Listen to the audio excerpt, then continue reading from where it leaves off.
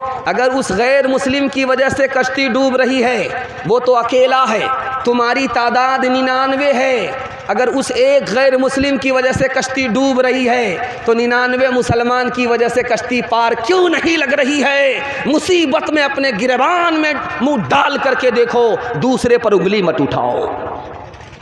चौथा नमूना आपकी खिदमत में लेकर के आ रहा हूँ, बहुत ध्यान से इसको सुनिएगा। आपने नाम सुना होगा राम जी, राम मंदिर, राम जी, राम मंदिर। जानते हैं राम कौन थे? राम उस हस्ती का नाम है जो घर के झगड़े को ख़त्म करने के लिए राजपाट छोड़ दिया। झगड़े को ख़त्म करने के लिए, घर के झगड़े को ख़त्म करने के लिए, भाई के झगड़े को ख़त्म करने के लिए राजपाट छोड़ दिया, जंगल का रास्ता इख्तियार कर लिया। राम उस हस्ती का नाम है जिसने झगड़ा खड़ा नहीं किया, झगड़ा मिटाया। चौथा नमूना आपकी खिदमत में लेकर के आ रहा हूँ, ध्यान से इसको सुनिएगा। पूरे हिंदुस्तान में सिर्फ 3 समाज तरक्की कर रहा है, मरवाड़ी, गुज्जर, महता। उसमें मुसलमान नहीं है।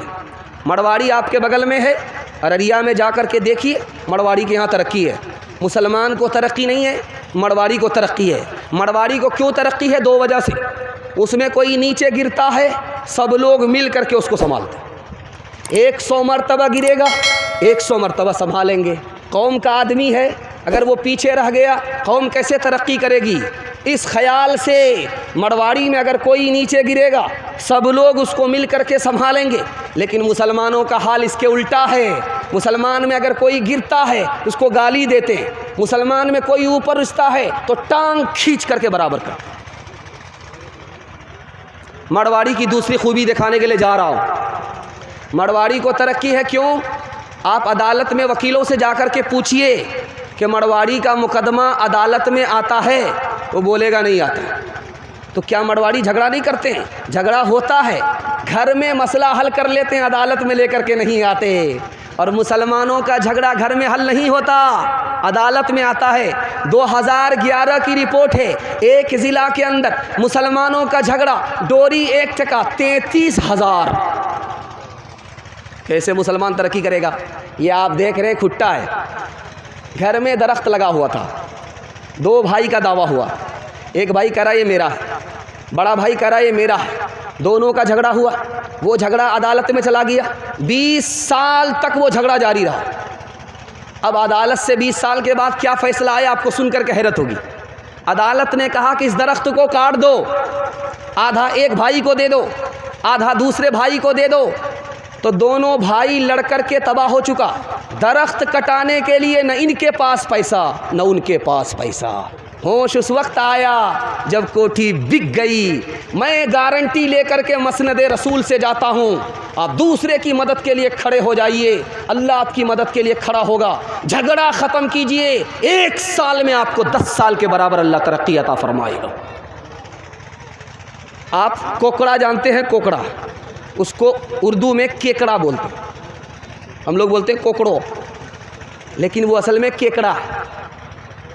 हर मुल्क का केकड़ा डब्बे में बंद करके भेजा गया, हिंदुस्तान का केकड़ा डब्बा खोल करके भेजा जा रहा। तो हैरत हुई, यूरोप के लोगों ने कहा यार डब्बा बंद करके इसको लाना चाहिए, तुम तो खोल करके लाए हो, सब भाग गया होगा। कहा हुजूर ये हिंदुस्तान का केकड़ा है, कोई भाग नहीं सकता। जो भी ऊपर जा रहा होगा नीचे वाला उसकी टांग खींच करके बराबर कर रहा होगा, ऊपर जाने नहीं दे रहा होगा। ये हिंदुस्तान का केकड़ा है। अपने भाई को माफ़ करेंगे, अपने भाई को उस वक्त माफ़ करेंगे जब मुकदमा हार जाएंगे। हाथ उठा दीजिए, बिल्कुल सही जा रहा है। हाँ, यहाँ आकर के फंसे।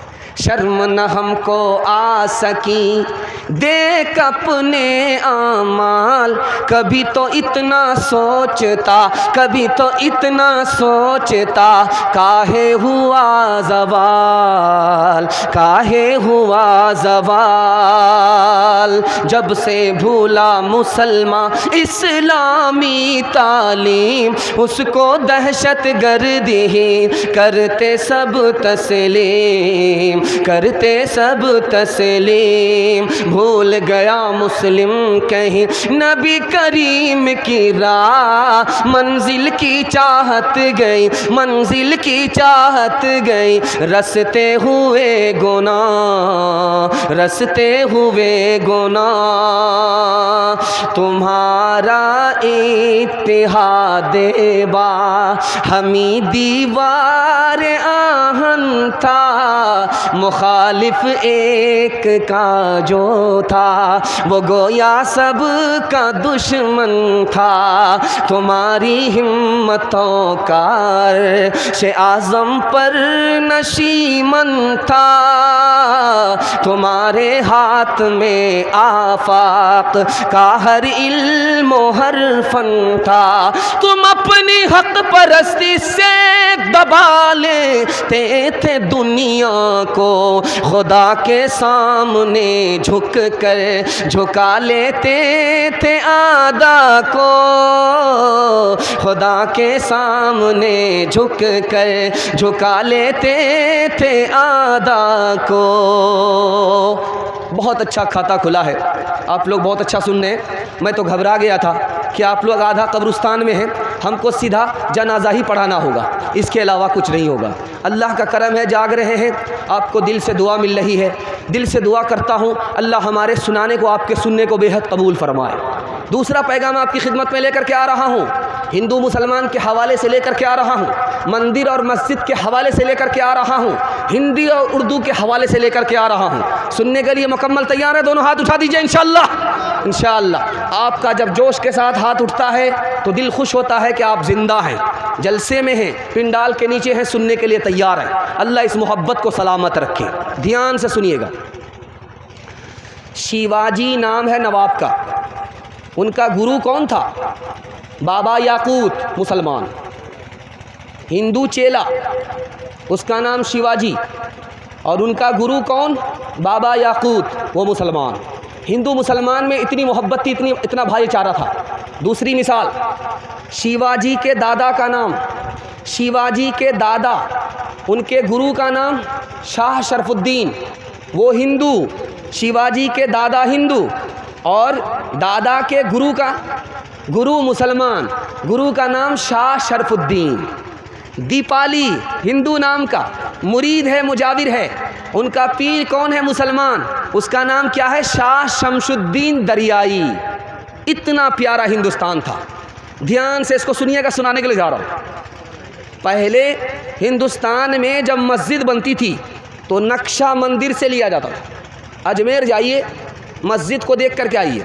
अजमेर की जो जामे मस्जिद है उसको आप देखिए, उसमें जो नक्शा है वो जैन मंदिर का है। मुसलमान मस्जिद बना रहा है, नक्शा मंदिर से ले रहा है। मुसलमान मंदिर को नफ़रत की निगाह से नहीं देखता था। अगर नफ़रत की निगाह से देखता तो मस्जिद बनाते हुए मंदिर का नक्शा नहीं लेता। और इससे भी बढ़कर के हैरत अंगेज़ इल्म आपको देने के लिए जा रहा हूँ। 1439 ईस्वी में एक मंदिर बना है। वो मंदिर कहाँ है? जोधपुर राजस्थान में। जोधपुर राजस्थान में वो मंदिर आज भी मौजूद है। उसका जो नक्शा बना है वो मस्जिद का है। गैर मुस्लिम यहाँ का हिंदू मंदिर बना रहा है, नक्शा किससे ले रहा है? मस्जिद से। यहाँ का हिंदू अंग्रेज़ से पहले मस्जिद से नफ़रत नहीं करता था। तीसरी मिसाल आपके सामने रखने के लिए जा रहा हूँ। मुसलमान जो बाहर से आए थे उनकी ज़बान कौन सी थी? फ़ारसी ज़बान थी। मुसलमान जो आया था बाहर से हिंदुस्तान में फ़ारसी ज़बान बोलता था। आज आप लोग जिस गांव के हैं, चिलनिया के, पूरे अररिया, पूरा हिंदुस्तान, पूरा पंजाब, कौन सी ज़बान बोलता है? फ़ारसी नहीं बोलता। जबकि मुसलमान आया था बाहर से तो कौन सी ज़बान बोलता था? फ़ारसी बोलता था। आज क्या बोल रहा है मुसलमान? उर्दू बोल रहा है, हिंदी बोल रहा है। हिंदी कहाँ की ज़बान? इस मुल्क की ज़बान। मुसलमानों ने मुल्क की ज़बान को पकड़ा, बाहर की ज़बान को छोड़ दिया। इससे बढ़कर के मुल्क से वफादारी और क्या हो सकती? और आपको सुन कर के हैरत होगी, यहाँ की जो ज़बान थी उसका नाम था संस्कृत ज़बान। उस संस्कृत ज़बान को पूरी दुनिया में किसने फैलाया? किसी हिंदू राजा ने नहीं फैलाया, मुसलमान बादशाह ने फैलाया। उस बादशाह का नाम था खलीफा अबू जाफ़र मंसूर। अबू जाफ़र मंसूर ने संस्कृत को पूरी दुनिया में फैलाया। ज़बान हिंदुओं की फैला कौन रहा है? मुसलमान फैला रहा है। इससे बढ़कर के भाईचारा और क्या हो सकता है? एक मिसाल पर पैगाम ख़त्म कर रहा हूँ, सुनने के लिए आप लोग तैयार हैं? दोनों हाथ उठाइए इंशाअल्लाह। दिल मिले या ना मिले, हाथ मिलाएंगे, हाथ उठाइए इंशाअल्लाह। खैर, दिल जब नहीं मिलेगा तो हाथ मिलाने से कोई फ़ायदा होगा? ध्यान से सुनिएगा। अमीर खुसरू मुसलमान और वो शायर हैं हिंदी ज़बान के। इससे बड़ी हैरत अंगेज़ और क्या बात होगी? मुसलमान होकर के हिंदी शायर। अमीर खुसरू की पहेली है, जा रहे थे, 4 लड़कियां कुएं से पानी भर रही थी। अमीर खुसरू ने कहा, बेटी पानी पिला दो, प्यास लगी है। कहा, आप शायर आदमी, आपको फ्री में पानी नहीं पिलाएंगे। कहा कि शेर पढ़िए, अब फरमाइश बताओ। तो एक लड़की ने कहा कि मुझे खीर खाना पसंद है, खीर पर मिसरा कह दीजिए। दूसरी लड़की ने कहा, मेरी माँ चरखा चलाती है, चरखा पर मिसरा कह दीजिए। तीसरी लड़की ने कहा कि मेरे घर में कुत्ता है, रात भर झाँकता है, घर की हिफाजत करता, कुत्ते पर मिसरा कह दीजिए। चौथी लड़की ने कहा कि मेरा बाप मुहर्रम में ढोल इस तरह बजाता है कि दोनों तरफ से फाड़ देता है, अगले साल के लिए वो ढोल बाकी नहीं रहता है, ढोल पर मिसरा कह दीजिए। चारों लड़कियों की फरमाइश को अमीर खुसरू ने 2 मिसरे में पेश किया।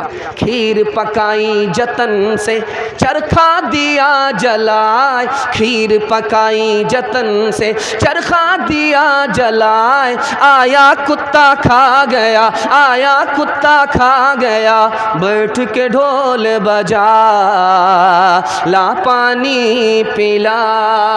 हिंदी उर्दू है अलग, मैं कैसे लूँ मान, हिंदी उर्दू है अलग, मैं कैसे लूँ मान। एक भारत की आत्मा, एक भारत की आत्मा, एक है देश की शान, एक है देश की शान। 2 अंग एक जान है, दोनों की एक जान।